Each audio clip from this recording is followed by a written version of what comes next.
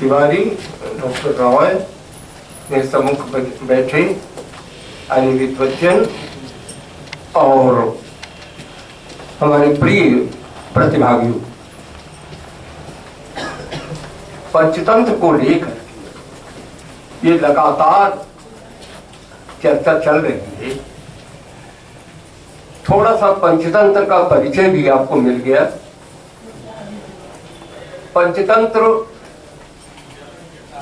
एक विशेष उद्देश्य से लिखा गया ताकि ऐसे लोगों को जो नीति शास्त्र बिल्कुल नहीं जानते उनको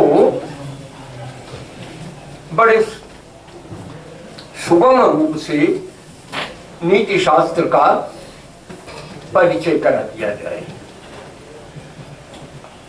आज जो नीति शास्त्र है उसके लिए आप जानते हैं वो क्या कहलाता है। आज जिसको हम नीति के बारे में हम चर्चा कर रहे हैं वो विषय क्या कहलाता है? समझे? राजनीति शास्त्र, राजनीति शास्त्र कहलाता है। तो नीति का मतलब है राजनीति। राजनीति शास्त्र का यहाँ पर हमको विवेचन कैसे पंचतंत्र में किया गया है इसको कहना है। और वो कहानियों के माध्यम से कहा गया है, तो हम बीच बीच में कहानी की भी का जिक्र करेंगे, पर हम आपको कहानी नहीं सुनाएंगे। हम उन कहानियों के तात्पर्य पर बात करेंगे। वो तात्पर्य क्या है इस पर तो आप समझ चुके। कई लोगों ने कह दिया कि वो कहानियां जीवों की और जंतुओं की हैं, पशु हैं, पक्षी हैं, हिंस्र जंतु हैं, उनको लेकर के पालतू जंतु हैं, मनुष्य भी हैं उसमें, क्योंकि मनुष्य उनसे अलग नहीं होता है। ये बात आपको समझाई जा चुकी है। आपको ये भी समझाया जा चुका है कि ये जो पंचतंत्र की कहानियां हैं ये एकाएक नहीं आ गई।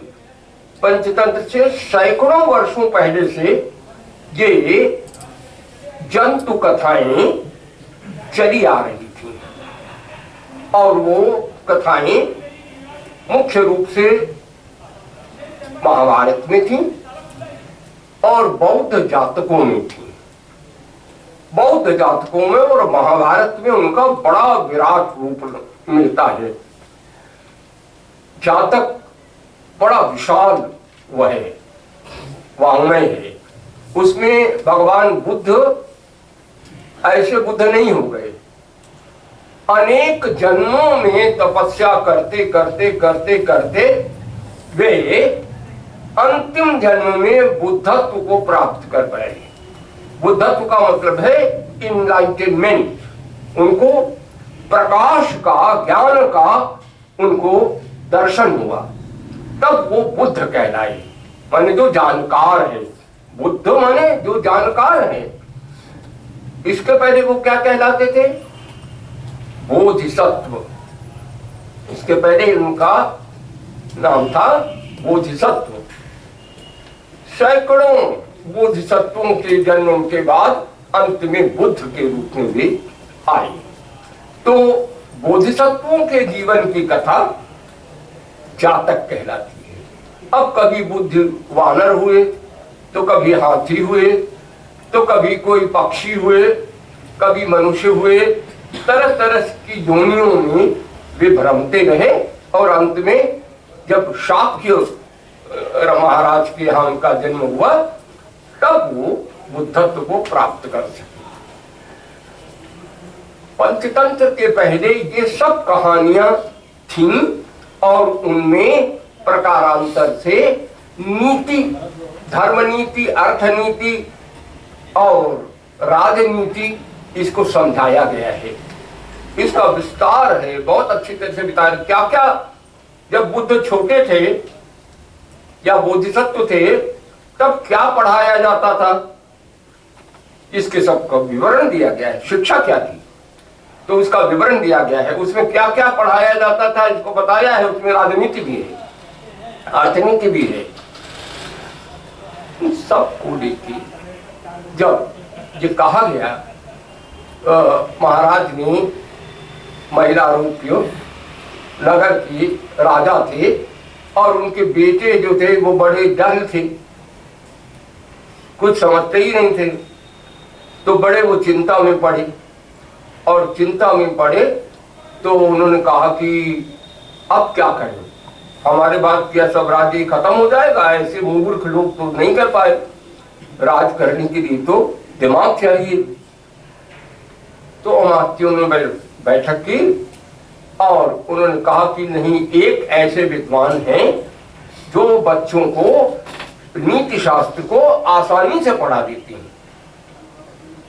तो बुलाए गए और उनसे राजा ने कहा कि ये हमारे लड़के हैं चार, ये महामूर्ख है, ये कुछ समझ नहीं पाते, आप इनको सिखा सकते हैं? तो उन्होंने कहा कि हाँ सिखा तो सकते हैं। उनका आप सिखा दीजिए, कितने दिन में? उनका 6 महीने में हम सिखा देंगे। 6 महीने में? तब राजा ने कहा कि 6 महीने सिखा देंगे तो हम आधा राज्य आपको दे देंगे।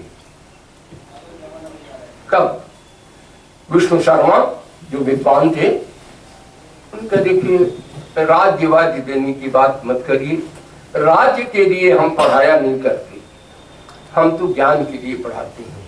हम आपके बच्चों को पढ़ा देंगे, राज्य वाज्य की बात मत करिए, राज्य हमें नहीं चाहिए। और उन्होंने पढ़ाना शुरू किया। अब आपको पढ़ाते समय ये जो पंचतंत्र का पहला श्लोक है ये आपने पढ़ा, मूल ग्रंथ को पहला एक श्लोक पढ़ लीजिए।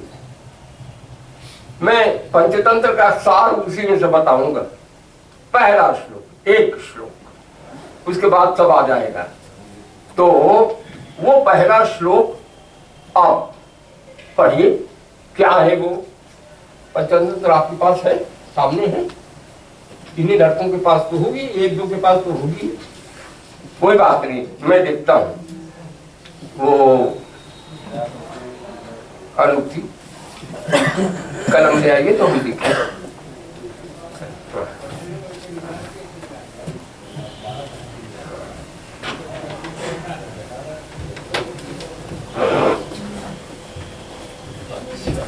इधर रख दिया जाए तो ठीक है, ये तो सब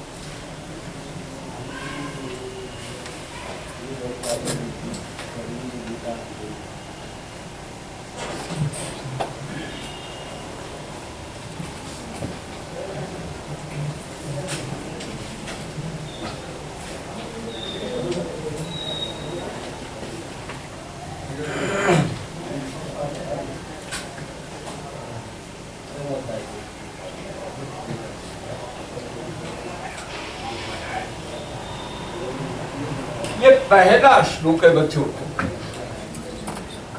मनवे वाचस्पतये शुक्राय पराशराय ससुताय चाणक्याय च विदुषे नमोस्तु नय शास्त्र कर्तव्यः। अब इन 5 लोगों को उन्होंने विष्णु शर्मा ने नमस्कार किया है। अर्थात ये 5 विद्वान हैं जिनके ग्रंथों से उन्होंने लिया है और ले करके आपको सार के रूप में कुछ बातें दे दी हैं। ये 5 विद्वानों के बारे में थोड़ा थोड़ा सा बताना जरूरी है कि ये जो है, पहले तो मनु है। सबसे पहले जब नाम आता है तो मनु का आता है, क्योंकि मनु जो है वो भारतवर्ष के पहले संविधान के रचयिता हैं।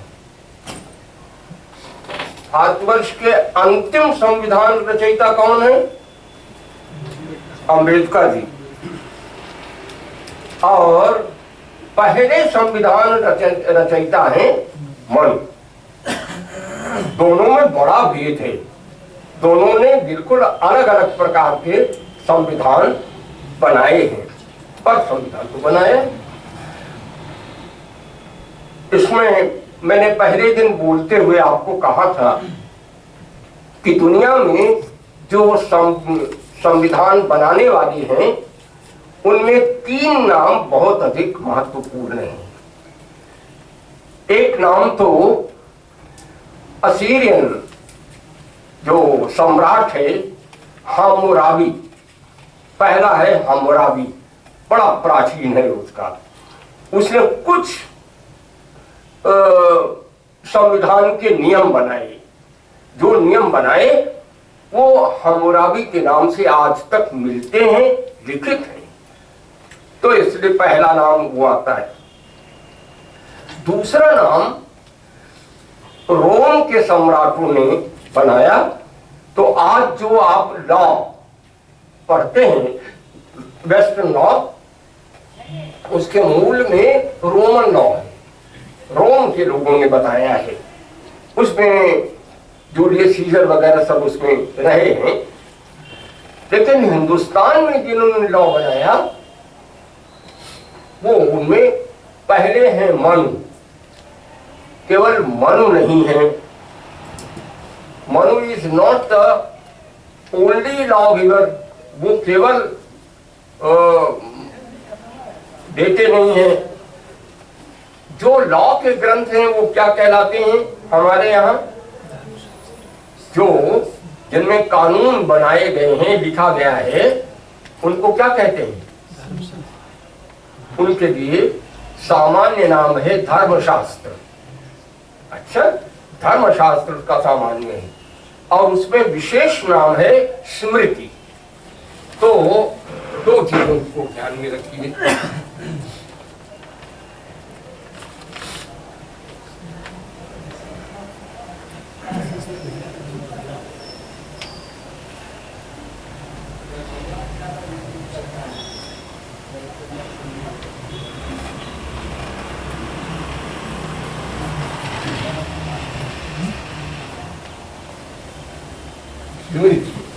स्मृतियां बहुत है और समय समय पर स्मृतियां, सैकड़ों स्मृतियां लिखी गई है। क्योंकि जैसे जैसे समय बीतता है वैसे वैसे सामाजिक परिवर्तन होते हैं। सामाजिक परिवर्तन होते हैं तो युग के अनुसार स्मृतियां भी लिखी जाती हैं। उसमें परिवर्तन आता है, परिवर्तन लोग उसको रिकॉर्ड करते हैं। तो अब मनु के बाद जो दूसरे लॉ गिवर हैं, धर्मशास्त्र के, स्मृति के लिखने वाले हैं, उनका नाम है पराशर। कलौ पाराशर स्मृतः। आजकल के लिए मनु का स्मृति नहीं है। मनु की स्मृति के लिए पराशर स्मृति है। कुछ उसमें परिवर्तन आए हैं। कुछ ऐसे परिवर्तन आए हैं, सामाजिक परिवर्तन हुए। पहले जो ब्राह्मण होते थे वो आश्रम में रहते थे, घर बार छोड़ करके। जो घर बार होता था वो आश्रम में ही होता था। वहां पर वे जंगलों में से लकड़ियां बीन देते थे, फूल, कंद, मूल, फल ये इकट्ठा कर लेते थे और रहने के लिए पत्तों की कुटीर बना लेते थे। पर्णकुटी, पर्णकुटी माने वो कुटीर जो पत्ते से छाई जाए। बड़े बड़े पत्ते, शाल के पत्ते ले लिया और उससे छा देते थे, पानी भीतर आ ही नहीं सकता था। मिट्टी की दीवारें बनती थी। आज भी अगर आप छत्तीसगढ़ जाइए या उधर जाइए, बुंदेलखंड जाइए, पटेलखंड जाइए, तो आज भी गांवों में उसी तरह के मकान बनते हैं, वैसे ही पर्णकुटी बनती है, उसी तरह का स्थापत्य है। तो ब्राह्मण भी खेती में आ गए, क्योंकि उनके लिए मनु ने भी मना किया है। मनु के अनुसार ब्राह्मण को खेती नहीं करनी चाहिए, खेत जोतना नहीं चाहिए। जोतेगे नहीं तो खेती क्या करोगे? जब जोतोगे ही नहीं तो खेती क्या करोगे? तो इसलिए एक तरह से खेती मत करिए, आप मांग जांच करके रहिए, भिक्षा लेके और पढ़ाइए, अध्ययन करिए, अध्यापन करिए और भिक्षा से अपने जीवन को चलाइए। तो जो विद्यार्थी होते थे वो आसपास के गांवों में जाते थे और मांग ले आते थे, कुछ आटा वाटा, दाल वाल, चावल और कुछ लेते आते थे और वो भिक्षा और कंदमूल, फल और लकड़ी, बस इसी से वो रहा करते थे। लेकिन जब खेती करने लगे तो खेती पर मालिकाना हो गया।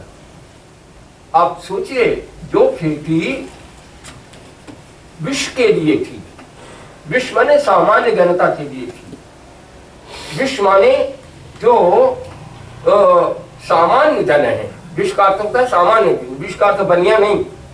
आज विश्व का अर्थ होगा वैश्य, और वैश्य का मतलब केवल व्यापार करने वाला नहीं, सामान्य लोग, किसान थे, ये थे, शिल्पी थे, गोपालक थे, सब उसके भीतर विश्व में आते थे। तो विश्व थे, अब इसके बाद कुछ इसके बाहर जो थे वो अंत्यज कहलाते थे। तो जमीन का मालिकाना किसका था? न ब्राह्मण का था, न क्षत्रिय का था। और ब्राह्मण क्षत्रिय जैसी समान जातियां जो हैं उनको जमीन का अधिकार नहीं था। तुम जाओ मोर्चे पर लड़ो, क्षत्रिय हो तो मोर्चे पर लड़ो, और ब्राह्मण हो तो पढ़ो, पढ़ाओ, बच्चों को तैयार करो। आप सारी कहानियां पढ़ते हैं, द्रोणाचार्य को पढ़ा रहे हैं, परशुराम पढ़ा रहे हैं, वशिष्ठ पढ़ा रहे हैं, पराशर पढ़ा रहे, आश्रम है, इनमें ये ब्राह्मण थे। लेकिन जब ये हो गया, ब्राह्मण भी खेती पर आ गए और उन्होंने खेती करना शुरू किया, तो इससे क्या हुआ? जो जिनके पास भूमि थी या होनी चाहिए थी वो भूमिहीन रह गए। पर ये बातें जिसने रिकॉर्ड किया है वो पराशर है। पराशर ने इसको बताया है कि ब्राह्मण भी खेती कर सकता है, कर सकता है, और इसलिए करता था तो कर सकता है, लिख दिया उन्होंने। तो पराशर है, लेकिन बड़े प्राचीन हैं। नहीं, पर कलयुग में करो पराशर स्मृतः, कलियुग पराशर है। अब तीसरे हैं चाणक्याय, वो करवे, पराशराय, ससुताय। तो ये जो है बीच में वाचस्पति कौन है? ये मनवे, मनु को नमस्कार है, वाचस्पति को नमस्कार है। ये वाचस्पति कौन है? तो आपको थोड़ी सी बातें बता दी पुराण की। वाचस्पति माने बृहस्पति, देवताओं के गुरु का नाम है बृहस्पति, गुरु, इसलिए गुरुवार कहलाता है। बृहस्पतिवार जो है गुरुवार कहलाता है, क्योंकि बृहस्पति कौन है? देव गुरु है। तो मनु को नमस्कार है, बृहस्पति को नमस्कार है। माने बृहस्पति ने क्या लिखा? बृहस्पति पहले अर्थशास्त्र के लिखने वाले। बृहस्पति का अर्थशास्त्र अर्थ सूत्र के रूप में अभी भी कुछ सूत्र मिलते हैं, मैंने पढ़ा है। कुछ सूत्र मिलते हैं जो विश्व शर्मा के बहुत पहले हो चुके हैं। उन्होंने जो दर्शन चलाया वो दर्शन था लोकायत दर्शन। दर्शन दो प्रकार का है, एक तो आस्तिक दर्शन है और दूसरा नास्तिक दर्शन है। देव गुरु ने चलाया कौन? नास्तिक दर्शन। क्यों? इसलिए चलाया कि दैत्यों की जो बुद्धि है वो फिर जाए। कितना आसान है कि खाओ पियो मौज करो, जब तक जियो सुख से जियो, यावत जीवे सुखन जीवे। नहीं मिलता ऋणं कृत्वा घृतं पिबेत। मोदी जी ने खजाना खोल दिया है, जाके बैंक से लोन ले लीजिए और लोन ले करके बढ़िया खरीद लीजिए, बाइक खरीद लीजिए और अपने दोस्त को बैठा करके सर्राटा फर्राटा मारते हुए चलिए। क्या करना है, चिंता की क्या बात है। तो इसलिए ये जो है ऋणं कृत्वा घृतं पिबेत, ये किसने बताया? इसने वही बृहस्पति के लोकायत दर्शन से ये चलाया। इस पर बड़ी सुंदर सुंदर कई किताबें हैं, मिलती हैं, पर प्राचीनतम वही है। तो राजनीति में एक नीति ये भी है कि जियो मौज से। इसका विचार नहीं करो कि पैसा ईमानदारी से कमाए कि बेईमानी से कमाए, बस पैसा आना चाहिए। पैसा आ जाए तो उसके हिसाब से हम रहेंगे, मौज से रहेंगे। भस्मीभूतस्य देहस्य उदरागमनं कृतः। जब ये प्राण पखेरु उड़ जाएंगे तब फिर से कौन आना है? किससे आप वसूलिएगा? वसूलिएगा बेटे से, पोते से, मरेंगे होगा, पर हम तो अपने जाएंगे, मौज करेंगे। ये अर्थशास्त्र है। अर्थ ही अर्थः सुखस्य मूलम। एक सूत्र है अर्थः धर्मस्य मूलम, दूसरा सूत्र है अर्थः सुखस्य Moolam. Money is the source of the pleasure. तो मनी होना चाहिए। अब आप पढ़िए आज का अर्थशास्त्र, मिल का अर्थशास्त्र क्या पढ़ाता है? मिल का अर्थशास्त्र यही तो पढ़ाता है ना कि आप पैसा कमाइए और ख्याल रखिए कि कुछ कमा के घर ले आइए। आप परोपकार करने के लिए नहीं बिजनेस करते हैं, आप पैसा कमाने के लिए बिजनेस करते हैं। तो चाहे जैसे हो पैसा कमाइए। और वो अर्थशास्त्र का मूल क्या है? Demand and supply. जितना भी मांग और पूर्ति, यही उसका मूल है। और दूसरा सूत्र है प्रोडक्शन एंड डिस्ट्रीब्यूशन। ज्यादा से ज्यादा वो आप प्रोड्यूस करिए, लेकिन ज्यादा से ज्यादा प्रोड्यूस करिए तो क्या करिए? उसको वितरण करिए नहीं, उसको संभाल के इकट्ठा करके रखिए। और जब बहुत तेज पूर्ति हो, मांग हो और जब दाम बढ़े तब आप उसको निकालिए। मैं आपको पंचतंत्र से श्लोक निकाल के सब सामने रखूंगा। क्या कह रहा है वो, कि कैसे करना चाहिए वाणिज्य को। अर्थ है क्या? अर्थ को चाणक्य कहते हैं, चाणक्याय च विदुषे, अर्थ का शास्त्र है ये। और अर्थ किसको कहते हैं? तो कहते हैं मनुष्यवती पृथ्वी अर्थ। अर्थ क्या चीज है? पृथ्वी, धरती अर्थ है। सब जो कुछ भी है सब इसी में है।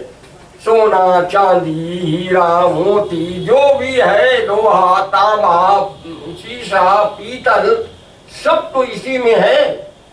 तो यह पृथ्वी, लेकिन पृथ्वी तो बहुत दिन तक है। चंद्रमा में भी तो पृथ्वी है, भूमि तो चंद्रमा में भी है, लेकिन क्या वो अर्थ है? अर्थ इसलिए नहीं है कि अभी तक मनुष्य वहां पर नहीं पहुंचा है। तो मनुष्य के पहुंचने से क्या हो जाता है? मनुष्य के पहुंचने से मनुष्य उसमें बुद्धि लगाता है, श्रम करता है, मेहनत करता है। तो अर्थ क्या चीज हुई? अर्थ जो पृथ्वी में, समुद्र में जो जीवन के साधन हैं, उन साधनों को प्राप्त करने के लिए जब आप मेहनत करते हैं, बौद्धिक और शारीरिक दोनों मेहनत करते हैं, तब वही जो किसी का नहीं है वही अर्थ बन जाता है, अर्थित हो जाता है। चाहे ना, अर्थ किसको कहते हैं? अर्थ का दो मतलब है। मैंने कहा माइक, तो माइक का अर्थ है ये, माइक शब्द है और ये अर्थ है। और अर्थ का दूसरा मतलब है कि मैं माइक चाहता हूं क्योंकि मुझे बोलना है, तो माइक अर्थ का वो अर्थ है जो वस्तु है। जो वस्तु है वह अर्थ है। वस्तु अपने में वस्तु नहीं होती। ये लगा हुआ है, खींच रहा है, मेरा बिल्कुल उधर ध्यान नहीं है कि कोई मेरी फोटो खींच रहा है, क्योंकि मुझे इससे कोई मतलब ही नहीं है कि फोटो खींची जाए कि न खींची जाए, इससे कोई मतलब नहीं है। जहां ये वस्तु है, एक चीज है, एक चीज है जिससे मेरा कोई मतलब नहीं है। चीज से जैसे ही मतलब हो गया तब उसका नाम होता है अर्थ। चीज कैसे, वस्तु कैसे रूपांतरित होती है अर्थ में? गीता में भगवान ने कहा कि तब तक जब तक चीज चीज रहती है, वस्तु वस्तु रहती है, तब तक रहा करे उससे कुछ नहीं होता, हमारे ऊपर कोई प्रभाव नहीं पड़ता। मैं चला जा रहा हूं, ये है अपनी जगह पर है। दुनिया भर के पोस्टर लगे हुए हैं, उसमें मैं कभी ध्यान ही नहीं देखा कि कौन पोस्टर है, पर किसी को किसी खास पोस्टर में लगाव है, बस वही रुक गया, खड़ा हो गया, देखने लगा। और देख रहा है उसको और आगे बढ़ नहीं रहा है। और फिर कैसे किसी तरह से ये उखाड़े दे जाए, हॉस्टल में अपने कमरे में लगा दे। ये जो है राग है, या कुछ ऐसा दिखा कि एकदम हो गए है, ये क्या है, उससे घृणा हो गई तो द्वेष हो गया। जब वस्तु राग से या द्वेष से जुट जाती है तब उसका नाम होता है अर्थ।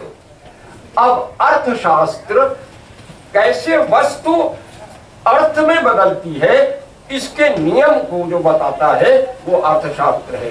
वो चाहे मिल के हिसाब से आप समझिए, चाहे मार्क्स के अनुसार समझिए वो आप, और चाहे कौटिल्य के अनुसार समझिए, लेकिन आपको समझना पड़ेगा कि वो वस्तु नहीं रही, अब वो अर्थ बन गई है। वो अर्थ का शास्त्र है। यह पराशर ने स्मृति लिखी और उनके बेटे ससुदाय पराशर के बेटे कौन है? व्यास। तो व्यास ने जो लिखा वो महाभारत है, उसमें भी धर्म नीति है। अब देखिए कितना एक साथ बता दिया। इन श्लोकों को, इन किताबों को हम 10 दिन में या 10 घंटे में आपको हमको बताना पड़ता है। अब हम बता भी सकते हैं, हम तो बता सकते हैं क्योंकि हमने गुरुओं से पढ़ा है, हम बता सकते हैं। पर जिन्होंने गुरुओं से नहीं पढ़ा है उनके लिए कठिन हो जाता है कि कैसे बताएं, इसको इतना तो है ये। तो ये जो है व्यास, और फिर ये सब तो सब है चाणक्याय च विदुषे। और चाणक्य जो है उन विद्वान पंडित चाणक्य को मैं नमस्कार करता हूं। और किसी के आगे मुंह नहीं लगाया, किसी के आगे हाँ शुक्राय पराशराय ससुताय चाणक्याय च विदुषे। वो विद्वान शब्द लगाया चाणक्य क्या है। चाणक्य का समय ईसा से 300 साल पहले है। इसको प्रोफेसर केपी जायसवाल, काशी प्रसाद जायसवाल बहुत बड़े विद्वान थे, उनकी किताबें हिंदू पॉलिटी वो देखने को मिल सकती है। क्या जो भारत का भवन है वहां है, वहां देखने को मिल सकती है। बहुत अच्छी किताब है, ऐसी किताब लिखी नहीं जाती, क्या किया जाए। लेकिन उन्होंने बताया है कि चाणक्य का जो अर्थशास्त्र है वो कोड है मौर्य साम्राज्य को चलाने का, मौर्य साम्राज्य को चलाने का संविधान है वो, मैंने कोरी कल्पना नहीं है। प्रैक्टिस में चंद्रगुप्त मौर्य कैसे शासन करते थे सब लिखा हुआ है। अब उसको देखने के लिए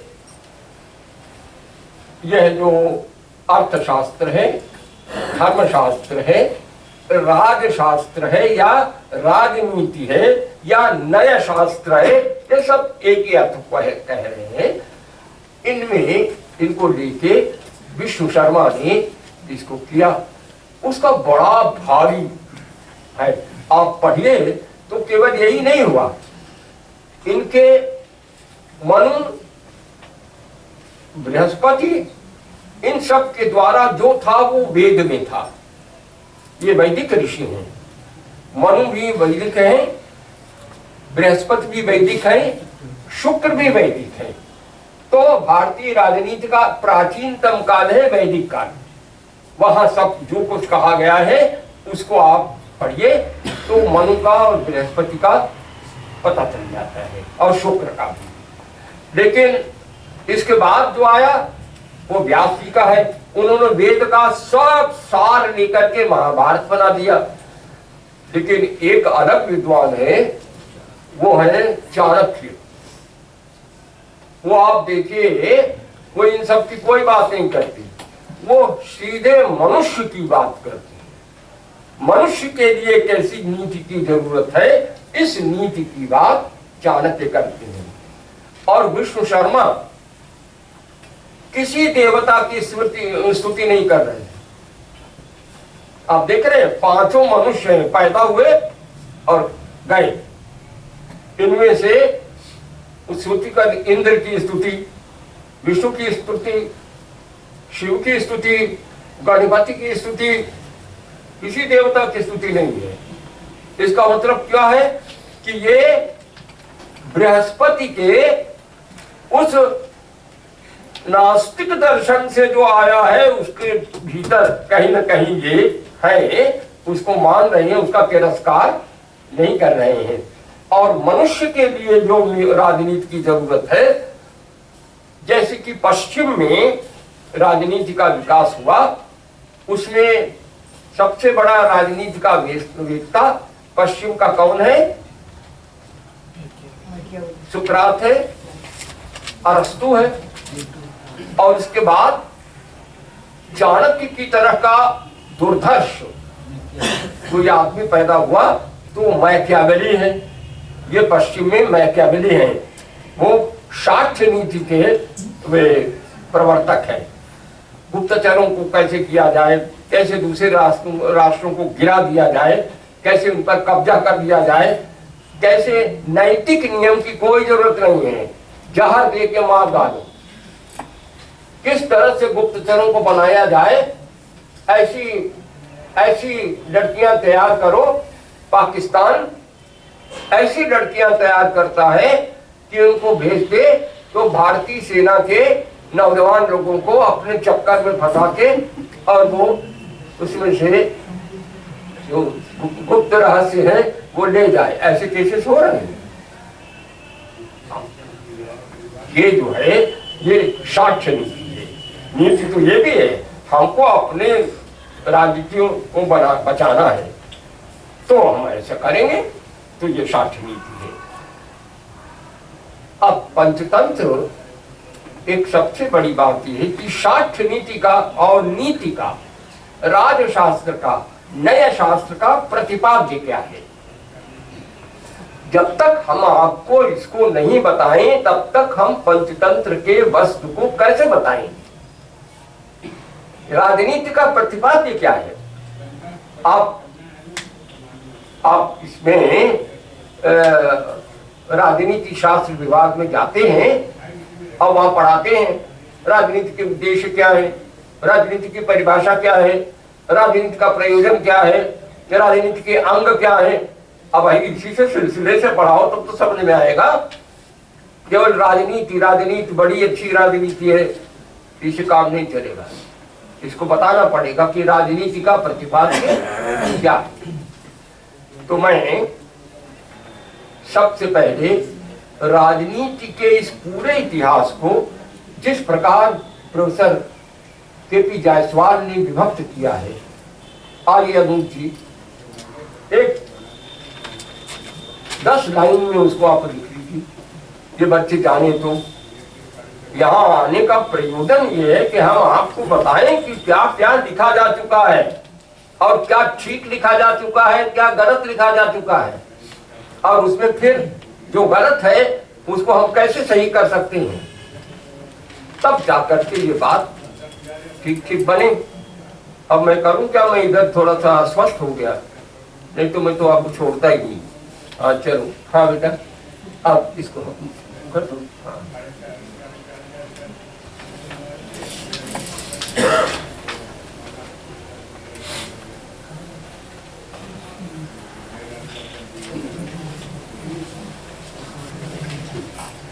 ये देखो बेटा, ये जो है कुल 10 पॉइंट है। ये 10 पॉइंट आप इस पर लिख लीजिए और ये लोग नोट कर लें।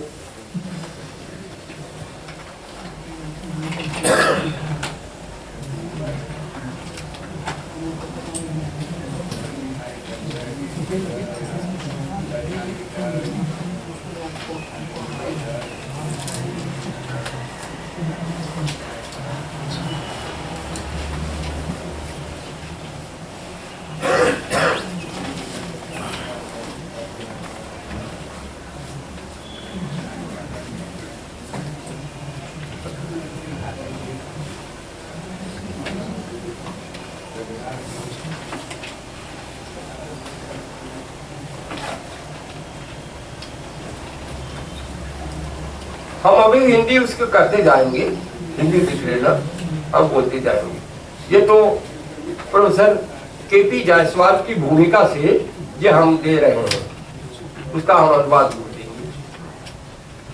लेकिन मैं चाहता हूं कि आप जो हमारे पहले विद्वान हैं उनको जाने।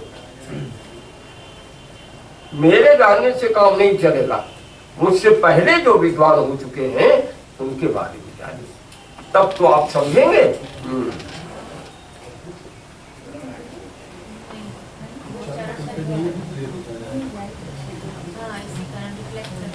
हिंदू रिपब्लिक तीसरा थोड़ा सा बोर्ड घुमा दीजिए, लाइट का रिफ्लेक्ट चाहिए।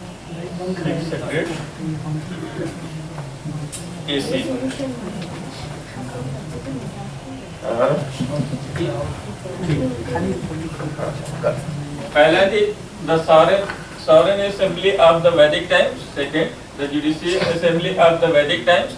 Third, Hindu Republic 1000 BC to 600 AC. Fourth, Hindu kingship. जब तक ये लिखा जा रहा है, आपको कुछ और बात बता दें कि विश्वकर्मा के बाद 10वीं शताब्दी में सोमदेव ने नीति वाक्यामृत नाम का ग्रंथ लिखा।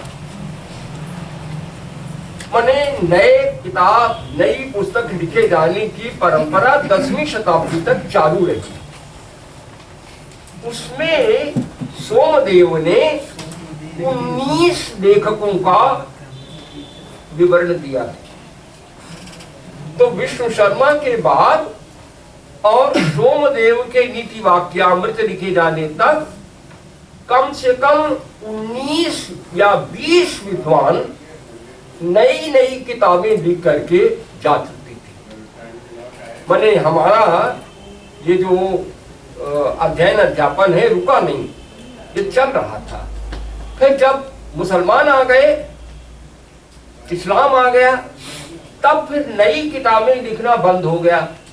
तब जो पुरानी किताबों से संग्रह कलेक्शन किया गया और कलेक्शन करके तब फिर नीति मयूख, वीर मित्रोदय आदि संग्रह ग्रंथ लिखे गए 600 साल तक। और ये विद्वान रुके नहीं। मुसलमान अपनी जगह पर शासन कर रहे थे, पर ये अपनी लॉ को कैसे, पिता चला गया, 4 बेटे हैं, तो कैसे संपत्ति का विभाजन हो, बेटी है उसका विवाह नहीं किया और पिता चला गया, और भाई है तो भाई क्या करे, उस बेटी का अधिकार कितना है, कैसे है, कैसे जो एक कोई भाई नहीं रहा, भतीजे हैं और बहू है, तो उसको क्या मिलेगा। अब ये सारी चीजें जो दाय भाग है, दाय भाग का मिताक्षरा और इधर से नंद पंडित की 2 धाराएं दक्षिण भारत में चलती रही और उत्तर भारत में अलग लिखा जाता रहा। और जो वैदिकों के लाभ थे, ये जो बौद्ध थे, इनसे मैं पूछूं कि तुम्हारा कॉन्स्टिट्यूशन क्या है, मरने पर हिस्सा बांट कैसे किया जाता था। वही है, मनु है, आपस्तंभ है, ये है आरित है, वही है। जैनों से पूछे तुम्हारे पास क्या था, कुछ नहीं था, यही थी। सिखों के पास अभी तक, अब कह रहे हैं हमारा सिविल कोड होना चाहिए, हमारा सिविल कोड होना चाहिए। मुस्लिम्स का अपना इस्लामिक कोड लेकर के आए, ईसाई अपना इस्लामिक कोड के लिए लेके आए, तो वो उनका है। लेकिन भारतीय मूल के जितने लोग हैं, सबका एक संविधान, और एक संविधान में ये सब का सब आता है, समाहित होता है। करिए बेटा, वेरी गुड। अब हम इसको समझाते हैं तुमको। देखो, 7वां यूडीसी अंडर हिंदू मोनार्ची। देखो 8 हो गया, 8वां लिखो, 8 हो गया, 8 को भी लिख दीजिए, 10 भी हो जाएगा, कर दीजिए। हमारी पंचतंत्र में ये चीजें कहाँ कहाँ आई हैं, थोड़ा थोड़ा इसको हमको बताना है, तो समझ में आ जाएगा सब। अब तब कहानी पढ़ाएं, तब उसमें जो पारिभाषिक शब्द आए हैं, पारिभाषिक शब्द का मतलब क्या है, तो बिना ग्रंथ पढ़े नहीं होता है।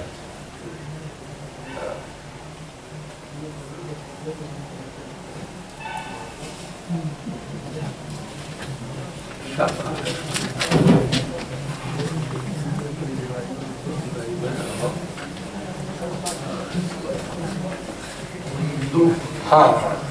आओ बेटा।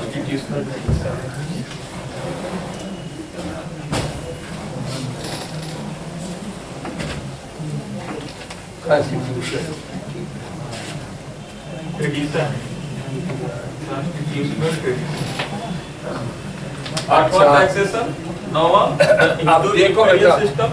बस हो गया, सब हो गया।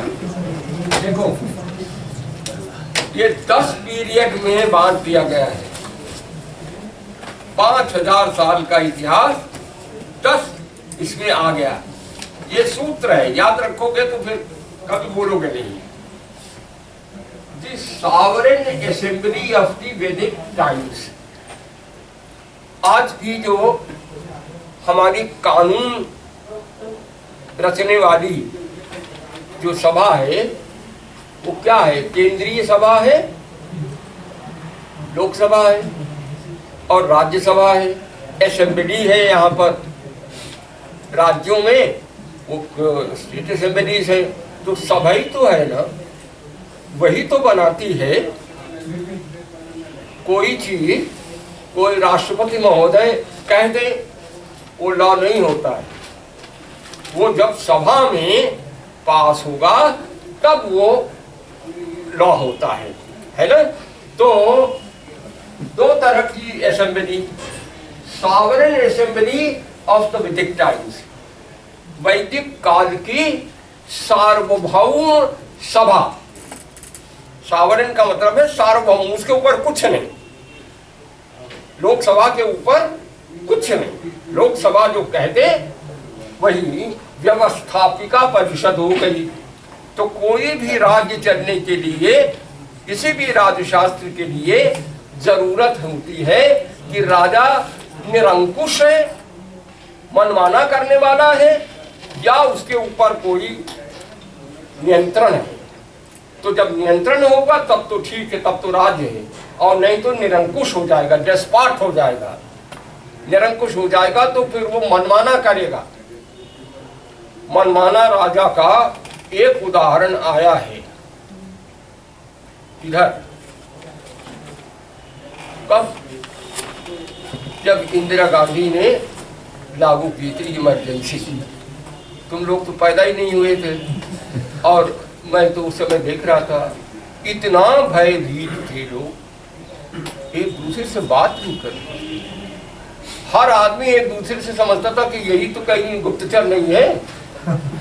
इतनी ज्यादा वो सॉवरेन, मतलब वो निरंकुश हो गए थे। इसके विपरीत जो सर्वोच्च सत्ता है, सार्वभौम, तो एक तो ये व्यवस्थापिका हो गई, सॉवरेन असेंबली यानी व्यवस्थापिका सभा, सार्वभौम सभा। वैदिक समय की जुडिशियल असेंबली, जुडिशियल में न्यायपालिका, तो वो संविधान है पालिका और ये न्यायपालिका हो गई, बन गया ना। अब तीसरी क्या होगी? कार्यपालिका होगी। हर राजा के साथ उसकी कार्यपालिका होगी, तो उसमें फिर अमात्य कैसे होंगे, उसके सचिव कैसे होंगे, उसके जो अफसर कैसे होंगे, कार्यकर्ता कैसे होंगे, कैसे उनकी नियुक्ति होगी, ये तीसरी चीज है। कार्यपालिका उसको करेगी। यहाँ सब है। Judicial assembly, Hindu Republic. अब ये तो वैदिक युग में जो थी उसमें सब साथ मिलके बैठते थे, उसको सभा कहते थे और समिति कहते थे। दो सभाएं, दो असेंबली थी, सभा और समिति। तो ये दोनों थी। इसके बाद फिर धीरे धीरे व्यवस्थित राजतंत्र का उदय हुआ। राजतंत्र कब बनता है? जब शासन करने के लिए एक भूखंड हो और आप कहें कि ये हमारा है, कश्मीर से लद्दाख से लेकर के और तमिलनाडु और केरल तक ये एक भूखंड है। वहाँ गुजरात से और पंजाब से लेकर और सीधे अरुणाचल का ये भूखंड हमारा है। तो एक भूखंड चाहिए, इसके बिना राष्ट्र राज्य नहीं बना करता। तो उत्तरम यत् समुद्रस्य हिमाद्रेश्चैव दक्षिणम वर्षम तत् भारतं नाम भारतीय संतति है। जो हिमालय से उत्तर की ओर, समुद्र से दक्षिण की ओर जो ये फैला हुआ विराट वर्ष माने देश है, इसका नाम है भारतवर्ष। लेकिन केवल देश होगा तो क्या होगा, वहां रहने वाले भी तो चाहिए, पॉपुलेशन चाहिए। तो वो पॉपुलेशन भी है, तो इसलिए पॉपुलेशन को लेकर के उसको डिफाइन किया है सभी नीति शास्त्रकारों ने और अर्थशास्त्रकार।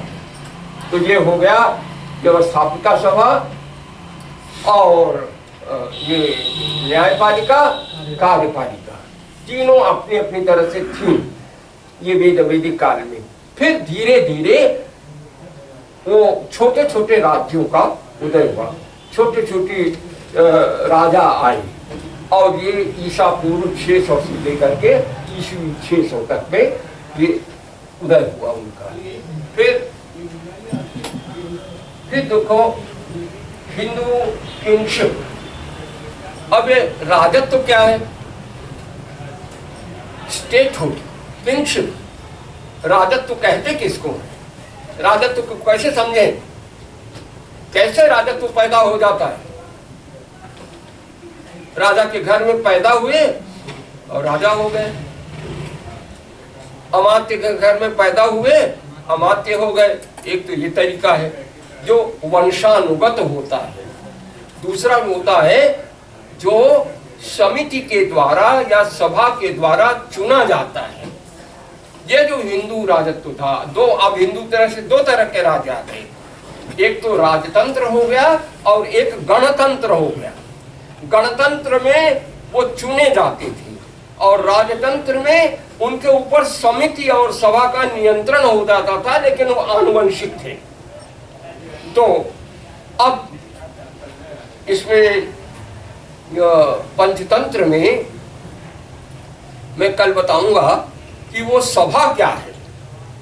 सबसे पहले तो सभा की बात आई है ना, जब कर्कट और दमनक दोनों मिलते हैं और बात करते हैं और वे कहते हैं कि देखो हम लोग, मेरे बाप इस पिंगलक के मंत्री थे, आज हम भूखों मर रहे हैं, सड़क पर घूम रहे हैं। तो वहां ये वो कहता है कि हमारे पिता सबसे बड़े मंत्री थे और अब मुझको मंत्री बनना है। मैं अपने गुणों से, कैसे लोग मंत्री होते थे कल इसको समझाया है। तो सभा होती थी, समिति होती थी, चाहे गणतंत्र हो और चाहे राजतंत्र हो, निरंकुश नहीं होते थे। ये जो कहते हैं एशियाई डिक्टेटरशिप, ऐसी कुछ चीजें भारतवर्ष में डिक्टेटरशिप नाम की चीज है ही नहीं है।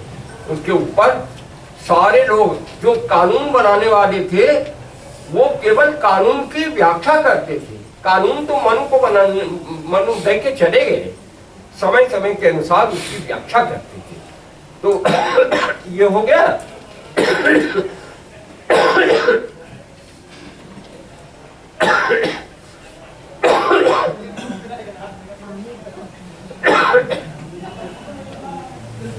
तो राजत्व क्या है, राजत्व कहां से आता है? तो राजत्व होता है जब हम उसको इस खास विधि से उस पर नियुक्त करते हैं, कारोनेशन करते हैं। राजत्व आता है जब राज्याभिषेक होता है, उसको उसका रिचुअल होता है, स्नान आदि किया जाता है, उनको छत्र है, चमर है, सिंहासन है, ये सब दिया जाता है। ये राजा के चिन्ह है। छत्र उसका चिन्ह है कि इतने बड़े भूखंड का ये एकमात्र शासक है।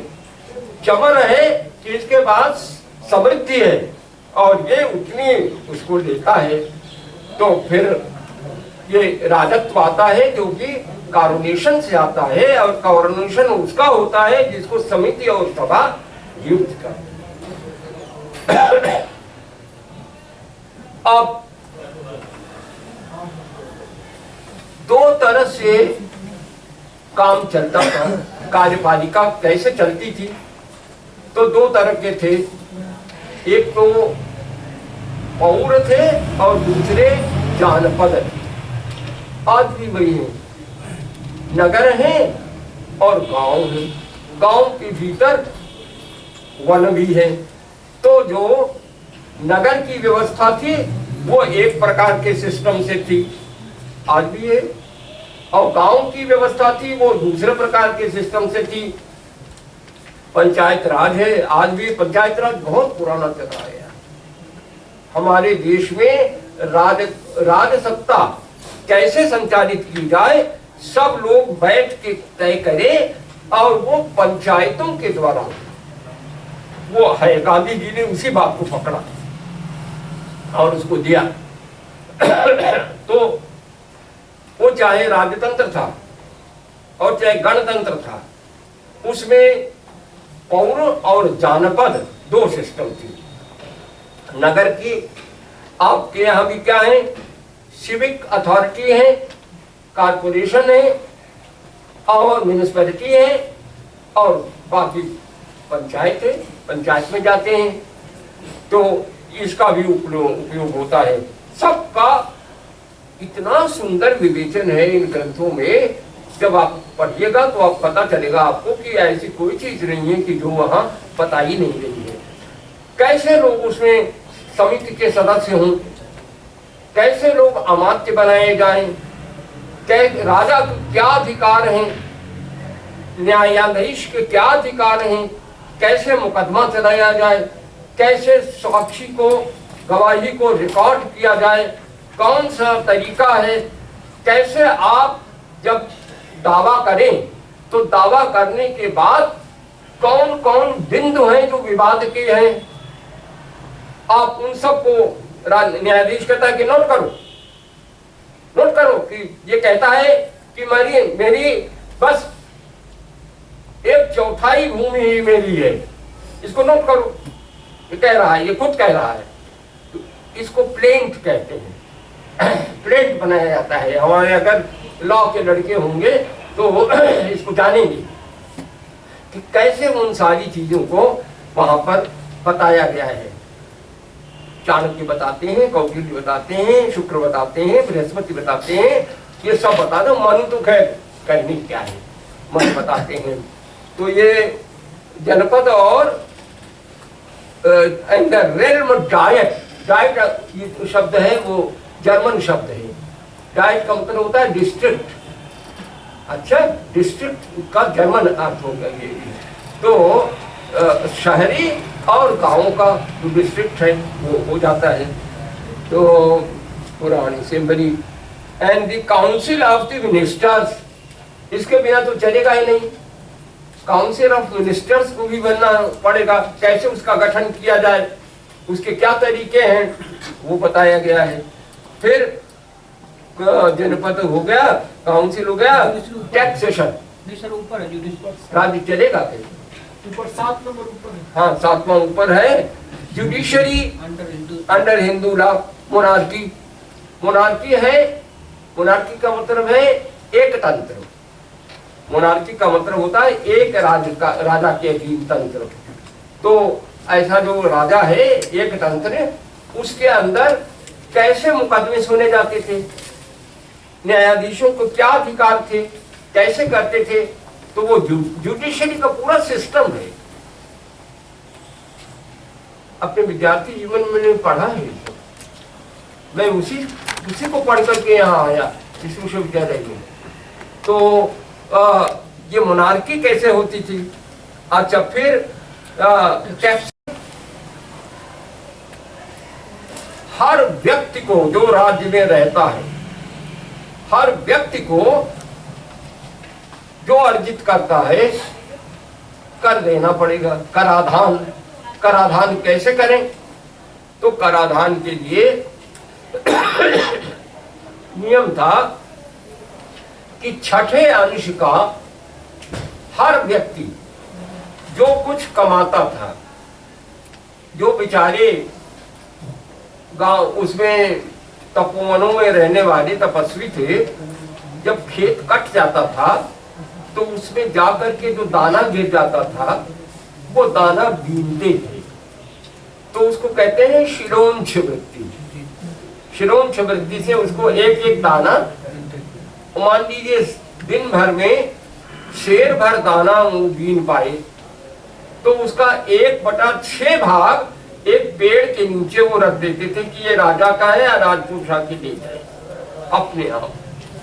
तो छठा भाग ये कराधान का था, नियम था। आज कितना कराधान है आपको मालूम है? कभी आपने पता किया है कि आपको 40,000 रुपए महीने में मिलता है, लेकिन आपके जेब में कितना जाता है इसका कभी आपने पता किया है? डायरेक्ट टैक्सेशन है और इनडायरेक्ट टैक्सेशन है, प्रत्यक्ष और अप्रत्यक्ष। 60% आपका पैसा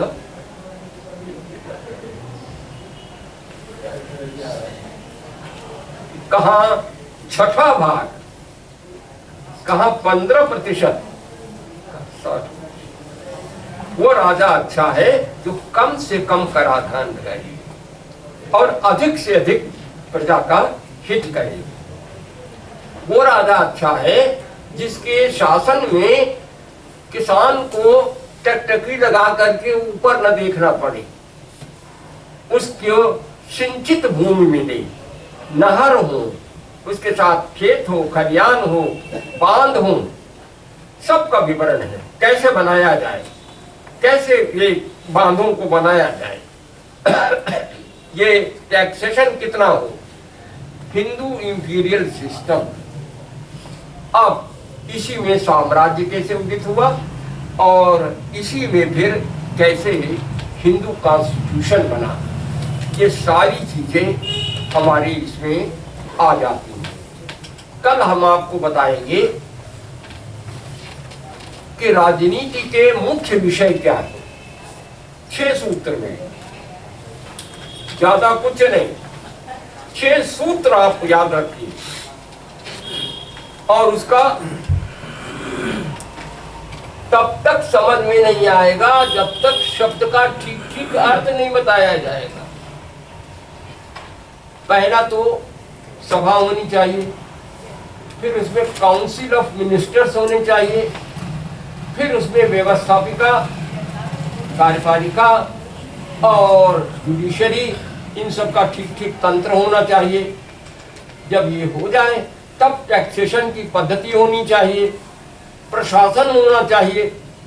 ऐसा नहीं कि कोई लूट मार करके चलता बने, तो प्रशासन है, शांति और व्यवस्था करनी पड़ेगी। तब विदेश नीति क्या होगी, बहुत से राज्य हैं, कोई आके आपको खत्म कर दे, तब क्या करना चाहिए?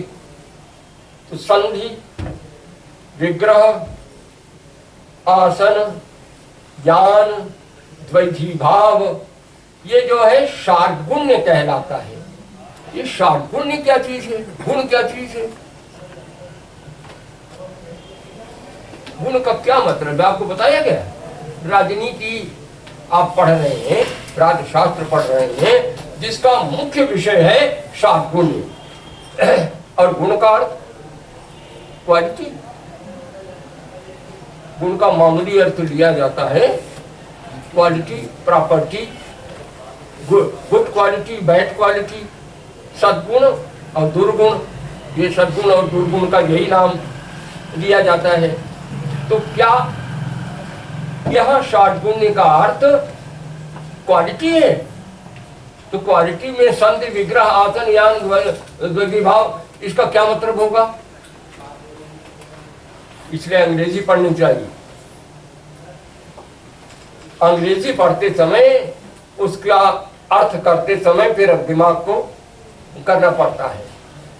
तो गुण का मतलब होता है कोर्स ऑफ ऑपरेशन। लिख लो, राजनीति का विषय षट गुण है, 6 गुण है, और गुण का अर्थ है कोर्स ऑफ ऑपरेशन, कैसे उसको क्रियान्वित किया जाए, क्रिया को अन्वित कैसे किया जाए, क्रिया को अपने वास्तविक रूप में अन्वित करने का नाम है गुण। अंग्रेजी में कहेंगे तो गुण का अर्थ है कोर्स ऑफ ऑपरेशन। राजा होगा तो उसको 6 चीजें करनी पड़ेंगी। राज मिलते ही पहला काम है संधि। अगर आपने बिना अपने को कंसोलिडेट किए अभी अभी राज जीता है, 70 वर्ष के बाद मिला, लेकिन आप मजबूत बने हुए, बिना मजबूत बने और चीन के साथ पंगा ले लीजिएगा तो आपकी क्या गति होगी? तो इसलिए पहले अपने को संभालिए। संभालने के लिए क्या करना पड़ेगा? संधि। आराम से रहिए, और आराम से रहने के लिए जो प्रतिद्वंदी है उसके साथ समझौता करिए। व्यापार का समझौता करिए, राजनीति का समझौता करिए, सेना की का समझौता करिए, और जो भूमि की है सीमाएं हैं उनका समझौता करिए। तो अलायंस और उसके साथ साथ जो तरह के म्यूचुअल अलायंस करिए। एक तो समझौता करिए और दूसरे एक साथ उनके साथ कुछ गुट बनाइए। क्या किया आपके प्रधानमंत्री ने? पूरे दुनिया में जाकर के उसे मत किया, और पहला काम किया कि वो पूरी दुनिया का उसे एक अंदाज लिया, और इसके बाद उसे सोचा कि किनके साथ हमारे अलायंसेस हो सकते हैं, उनसे अलायंस किया। और जिनसे हो सकता था सबको कहा कि सबका साथ, लेकिन होशियार है ये है, चीन के साथ चीन का जैसा बर्ताव, अमेरिका के साथ अमेरिका के जैसा बर्ताव, रूस के साथ रूस का जैसा बर्ताव। तो एक पंचतंत्र तो है, पंचतंत्र का पहला है संधि। और जब संधि हो जाए तब थोड़े दिन आप आसन इंतजार करिए, बैठिए, बैठ करके सब उसका आकलन करिए, और आकलन करते हुए बैठ जाए। देखिए, मौका देखिए। जब मौका आए, ये नहीं है कि आज हमारे 75 सैनिकों को मार दिया तो एकदम पागल होकर के टीवी के एंकरों की तरह से बौखला करके करने से थोड़ी होता है। उसको सब समझिए, बुझिए, सेना का काम है, सेना को कहिए, और जब मौका आए तो फिर ऐसा करिए कि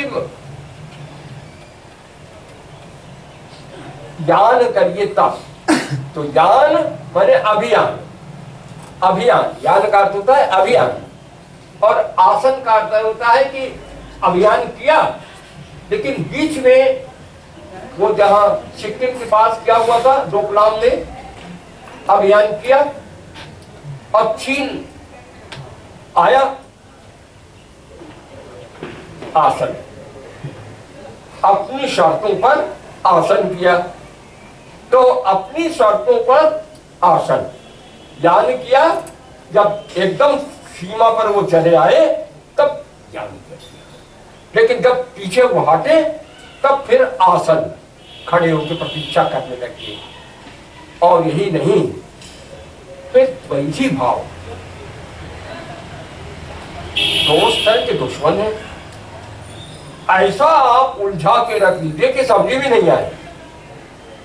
तो इस तरह से अगर सही नीति का परिचालन किया जाए, जो कि उन सारे विदेश नीति के तत्व हमारे पंचतंत्र में है और अर्थशास्त्र में है, शुक्र सार में है, नीति वाक्यामृत में है, सबका बैठ करके ये अमात्य लोग समझ बूझ के किया करते थे, ऐसे नहीं करते थे।